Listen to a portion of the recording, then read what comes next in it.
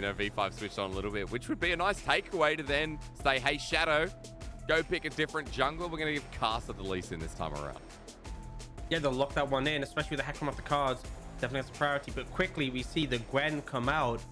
But also see the Ryze being a high priority, and LGD will lock that one in now for V5. If you're going to answer the Gwen with something like the Jace, it kind of needs to be now. In terms of AD carries, they're also probably going to be a pretty high priority in this situation, right? If you want to pick up something like the Jinx and have choice on that, it's kind of now or never in this rotation. But actually not going for the Jace, going for the Gnar instead. I'm going to go for the Orianna to match up to the Ryze. So LGD is an interesting position. You know, they technically can flex the Gwen. They could take an AD carry here and obviously secure that and ban away V5's options. But instead, they're going to take the Zhao. So really strong mid laner who's going to be able to roam to the side lanes. The Zhao Gwen combo is so broken. It's like that Venn diagram of not being able to play the game, not being able to auto attack. And now I feel like LGD will probably look to target. You know, honestly, I feel like it's a little bit of a tricky one. They could go in any direction. You know, they could ban AD carry or support. They will have first priority, though. That's the important thing. So if Jinx or Aphelios is left available, they can just snap it up. For V5, you know, you can ban both, right? You can ban, I think, both of the cards. It looks like that might be what they do. So Caitlyn, Zeri, Jinx, what else there? Aphelios, right? If V5 want to take that away. Then we get into, like, the Jins, the what else? Samira's. Ezreal's a good one. Like Eric debuted in the LPL on Ezreal, so that sounds right and true. As LGD, if they continue with support bans, things like the Nautilus still up and available for ppgod, that means JinJiao wouldn't be able to pick it up. They get rid of an enchanter instead, and we're just hard focusing the bottom lane here, or to see what that duo is going to be. Yeah. It's going to be interesting. This is Aphelios, surely. I feel like V5 going to ban in this situation. Yeah. Unless there's like a particular support they're worried about. But with Nautilus and Leona both being available, you know, there's still so many options there. Actually, going to recant. So LGD just take Aphelios, right? I feel like this is a bit of a no-brainer in this situation. Yeah, it really is. I'm going to start asking about comps shortly, though, Aux. So get ready to tell me. Remember that Eric is an interesting AD carry. So he's played things like Ziggs, Ezreal in the past. Again, Ezreal is what he debuted in the league on. Aphelios is up, so if they want to give this over, then they know what they're giving it up for. Yeah, I like how he's switching between the hovers. Like, this is what I should play with the Aphelios, but this is what I want to play with Ezreal. He goes to the brain, not the heart, and locks that in. And now you actually see a very quick Senna coming out from V5. It'll be interesting to see if they do go for Tahm Kench in this situation. It is the standard combination, so they were feeling confident to leave open the Aphelios. They had an option in return, and now LGD, a lot of tools you can take here, right? You could pick an enchanter again in this situation. I feel like taking the Nautilus wouldn't be the best just because it's so single target, and Tahm Kench really helps to deal with that. Yeah. But maybe they want the engage tools in their support role, and I feel like Leona does a pretty good job of that. We'll see. But either way, we can start to talk about the compositions a little bit. So I think LGD's team fight is really solid, right? You have the Gwen, the Zhao, very hard for these mid-range carries like Rookie to deal with. Very hard for the Senna to deal with as well when you're trying to attack from a distance. The Ryze, Zhao is a great combo if you can roam to the side lanes. I think LGD have come out pretty happy in this draft. For V5, you know, you're really relying on Karsa having a good game. You're relying on Rookie having a good laning phase and spreading that pressure. I think LGD, you know, as long as they're able to not suffer too much in the mid lane, as long as they're able to track Karsa and have Jay move to the sides, I feel pretty confident for them. Okay, well, don't have too much of a detrimental early game coming back to it as well. Feels like then we need to really focus in on Karsa and what he can do in this early game, because we look at V5 here in this series, and they've made a couple of adaptations game by game by game. We're back to the center Tahm Kench, but Aux overall, this feels like the comp actually works together this time rather than works apart.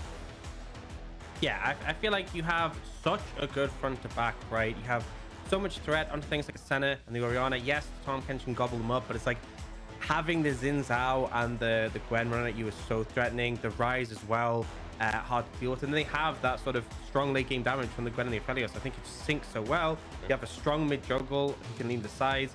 Whereas for V5, I'm not a huge fan of the Gnar at the moment. In the current patch, I feel like you know, I can understand why teams pick it, and it can do okay in the laner phase. When he goes mega, obviously he can hold up well, but he's still reliant on being able to stack up his rage bar. He's still reliant on finding good angles in team fights. I'm not super convinced. I also feel like the Lee Sin doesn't have the greatest setup, right? One of the big things we talk about with Lee Sin is having hard CC to guarantee the Sonic Wave landing. Here, you don't really have that reliable hard CC. It's only with the bot lane, and even then, you're throwing out the root from Senna and hoping it connects. So yeah, let's see what Karsa can do, right? He had a steamer for game last time, but I feel like the Hecarim was definitely set up for success there. Yeah, it was. Even gave Rookie a bit of a leg up as well. He was already doing well in the lane, but that Orianna versus Victor in game 2 absolutely bowled over. For Jay, he's now on the rise. This pick has been banned 2 out of the 3 games, gets let through, and LGD pounce. So we're to look out for those globals. Got to look out for that, excuse me, semi-global, we should call it, from the Realm Warp. And Aux, top side, bot side, what do you do here as LGD once that 6 is hit? I think once that 6 is hit, you have options depending on the state of the lane. I think top is probably easier. Gnar is a really easy dive when he's mini, right? You just basically walk up, have the Ryze root him, and then they charge and kill him. Yeah. Bot lane's a bit trickier just because of the Tahm Kench, but if you find an opportunity before 6, there is potential. But yeah, I think top probably the better option. Now V5, bot lane gonna stand some harassing and be annoying. We'll see on the other side, Fearness will do the same. We saw a bit of this from the Shy, the strength to level 1 of the Gwen. You can't just kind of walk at anyone and just snip. True. And Fearness gets back in range, and Rich almost half HP, so a nice start here as he spots out Karsa on the blue buff. Won't do the same as the Shy and sacrifice close to a wave to get Karsa behind, but Fearness definitely going to be starting this laning state in a very good way. I believe he did get the experience from all 3 minions. Yep. I think he missed 1 melee. I think it might have already died. I could be wrong. But we'll see. We'll see maybe if we still get to look. Kind of curious. We will look because Rich should be timing at the same pace as Fearness will be able to get some of these backlines. So close to 2 with a minion away, as well as Rich just walks back in. Really good setup start from Fearness. And again, we've been talking about this top laner for all series long, whether it's been good or bad. Game number 1, he was set up for success thanks to V5, but might be doing his own setting up in game number 3. Kind of going for an aggressive invade already. Actually looking for a gank on Rookie. Rookie flashes immediately. Really early. Yeah, that's good. That's really good from LGD. Shadow getting in while Karsa was still nearby, but early move from the LGD jungler. Just find that window, and you have to be so snappy with that summoner ban, because if Jay flashes on you and roots you, you're just dead, right? So I like the gank from Shadow. Comes in quite creatively. You don't expect Shadow to be behind you at that point. And he's just going to be able to continue to play. But it's very important that you have that pressure in the mid lane, because removing that flash early means more opportunities for Jay to threaten the roam. If Rookie ever tries to move the side lane, it's scary if he gets caught out. Very easy to go down. Now, bot lane is going a little bit rough for LGD. Pressure's there, but we were talking about level 6, right? Wow. This is not level 6. This is level 3. And they're already looking. It's a mini Gnar for Rich. This is commitment. In an unfortunate situation. Yeah, and that Gnar bar not even getting close. TP coming through from V5. Defensive play while Fearness has true damage under the turret. Perfect dive. Rookie comes in to slow it down, though. And Shadow takes a clockwork wind up. Rookie will get one in return with less invested from V5.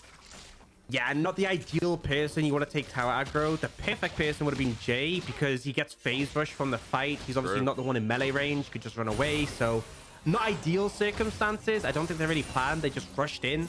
And as a result, Rookie is able to trade back, get that kill, and pick up a blue buff. So I think V5 honestly okay with that exchange.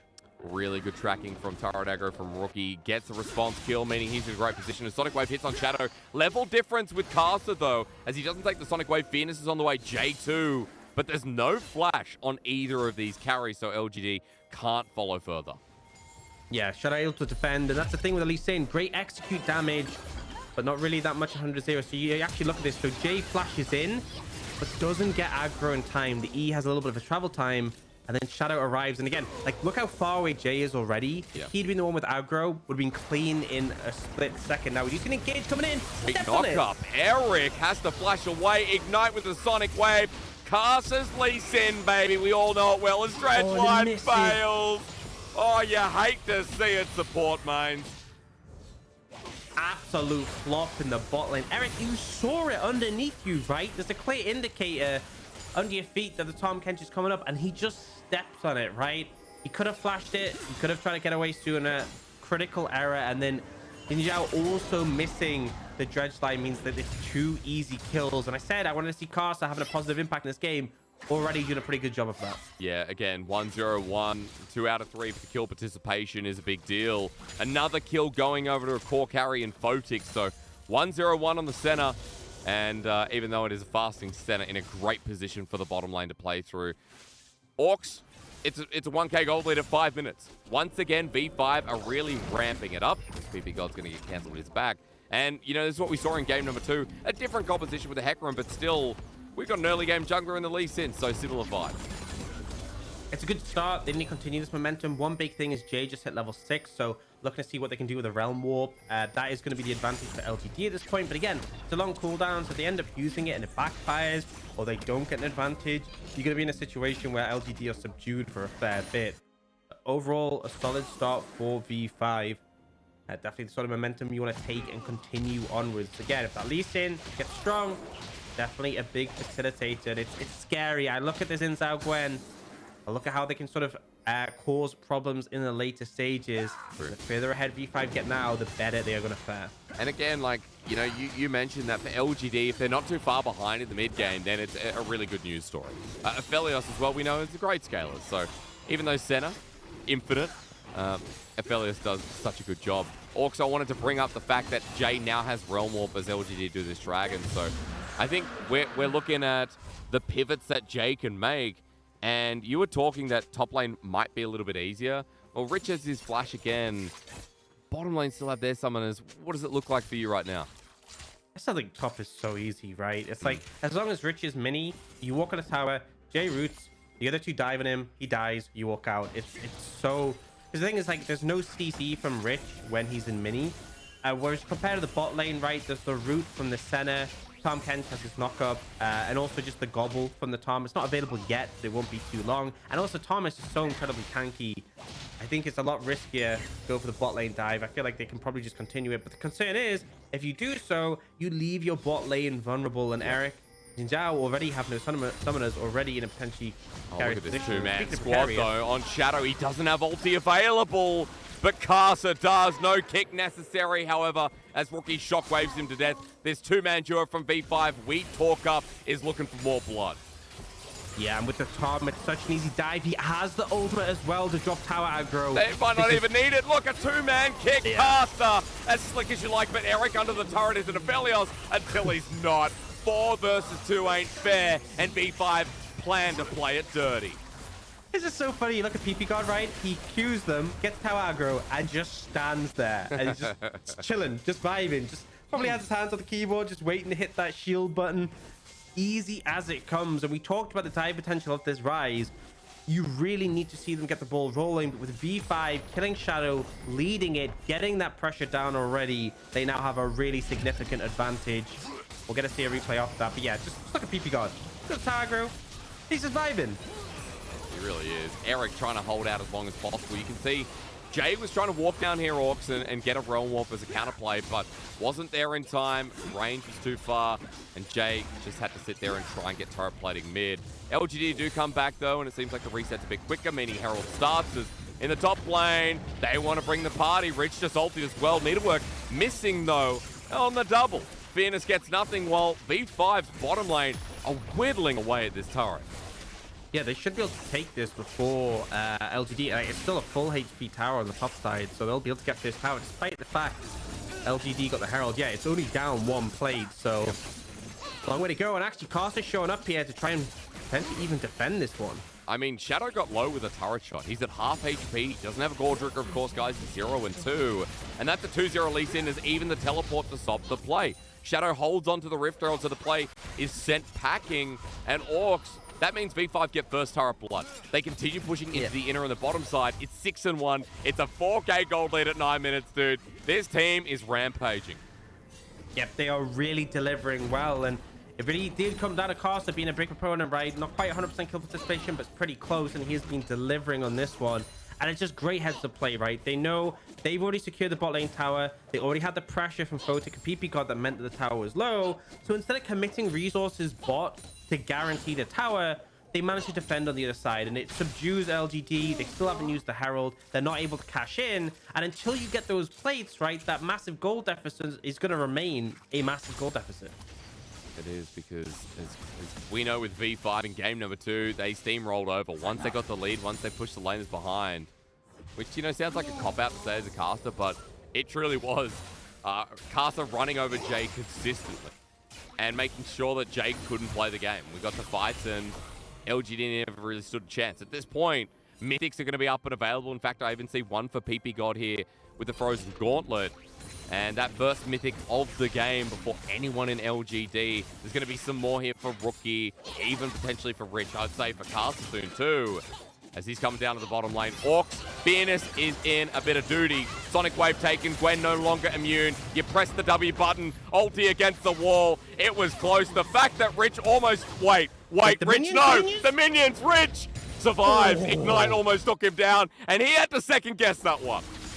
Yeah, I think that kind of just shows... Oh, get another play in the mid lane. Jay's going to match it, though. He gets the Rune Prison down. Flash away. Stop Shadow from getting the win. Becomes lightning. Audacious Charge means he's not there. Karsa with the kick. Saves his life and even gets Jay in the process. Now onto the Zhao. He'll sacrifice for his mid laner happily after making sure Rookie doesn't give away the bounty. But up in the top side, Ignite down 2-man ulti from Eric. Eaten up by ppgod. He's running with it as V5's bottom lane will survive. Dredgeline stops in his track as Eric gets rooted down the Ignite turnaround play. Photic gets it. The knockup not landing, but Eric now looking for a 2-man Graviton, but Licky Tongue goes for it. ppgod with a tongue lash. No flash available, but Photic has his. The range with the ward.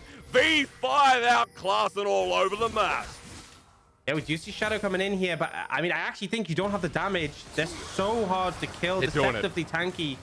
Then it's the knockup. ppgod still a fridge though, and as he stuns up Shadow, Photic buys the space. No ulti available. This duo just took down 3 members.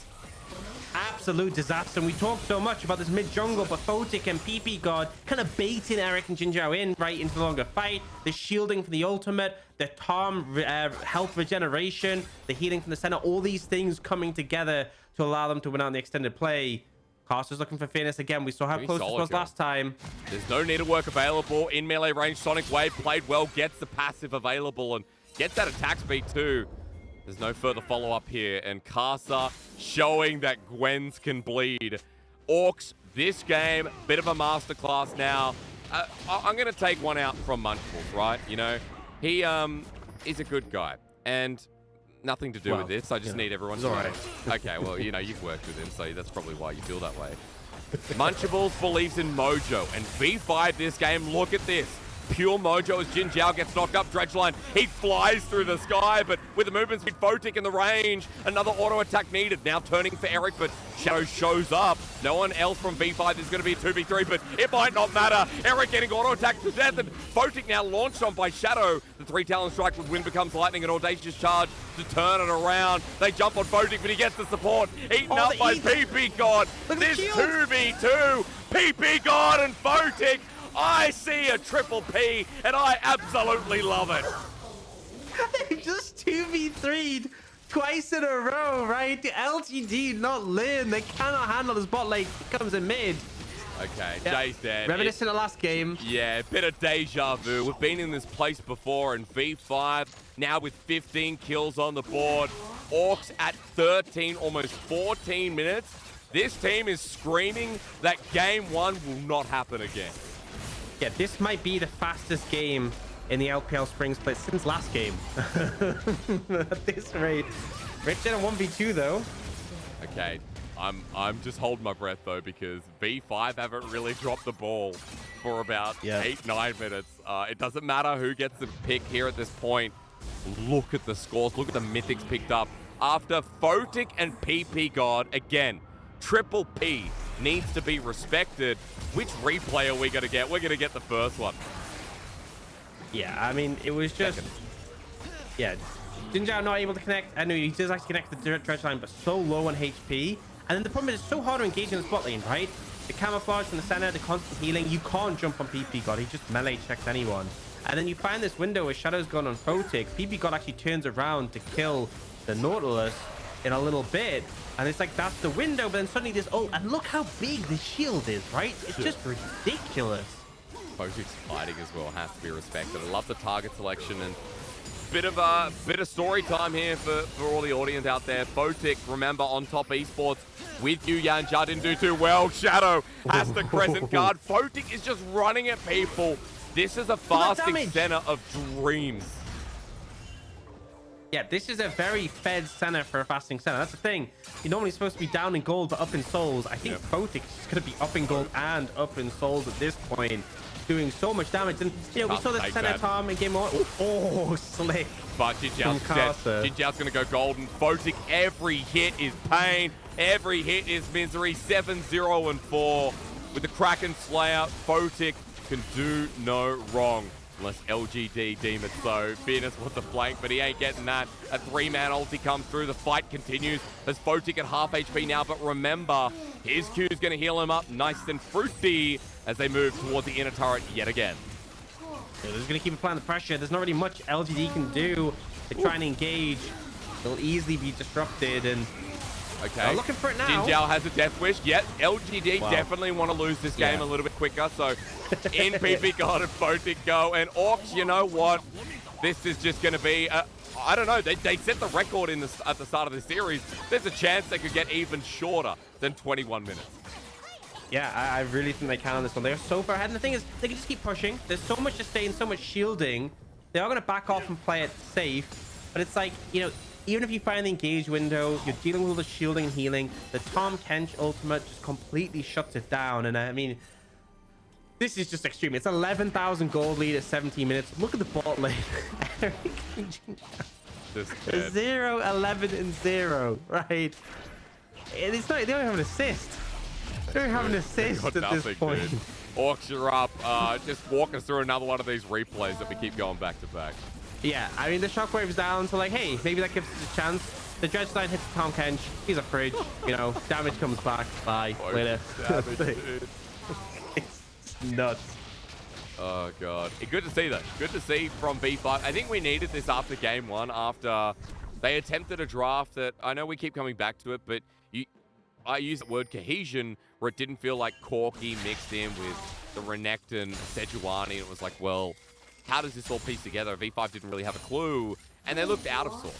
LGD took advantage of it and threw a Mordekaiser and threw a bad 2v1 dive in the top side.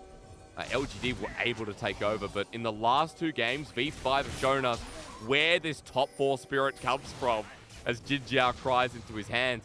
This is where the magic's at. And I'm just glad that it hasn't purely been about Rookie and Karsa, with even Photic and ppgod adding elements of surprise. JinJiao, he's dead. Wow. Okay, kick. And you know what? Shadow with the crescent guard. It's nice, but ppgod, this fridge, dude, it's one of those French doors. You open it up and you say, holy moly, there's so much inside. Yeah, I mean, he's got a Warmogs now. He's so tanky. And Rich is going to kill Finish the 1v1, so even the kind of last hope. Finish is kind of doing okay this game. Not anymore. TP's coming in. They still have the Herald. They can just end now, right? We were talking about 21 minutes being the new fastest game in the split. With the Herald in pocket, they even get sub 20. We've not had a sub 20 game in this split. This will be an absolute doozy with one Nexus turret going down at 18 minutes and 40 seconds. V5 have already set a record in this series. LGD may have taken game 1, but in game 2 and game 3, V5 have shocked and awed. A 2-man knock-up on top of that. Victory 5, version 5. All I can see are winners in my eyes. Won't get the sub 19 minutes, but man, that was a quick game. Photic getting a bit low, but dominant, right? Game 1 was a loss for V5. Game 2 was a convincing win. Game 3 was the sort of smacking that just feels painful for a while afterwards. V5 very much establishing why they are in our top 5. And with that, they will tie up a lot of other teams in the top 5, right? They're all 7 wins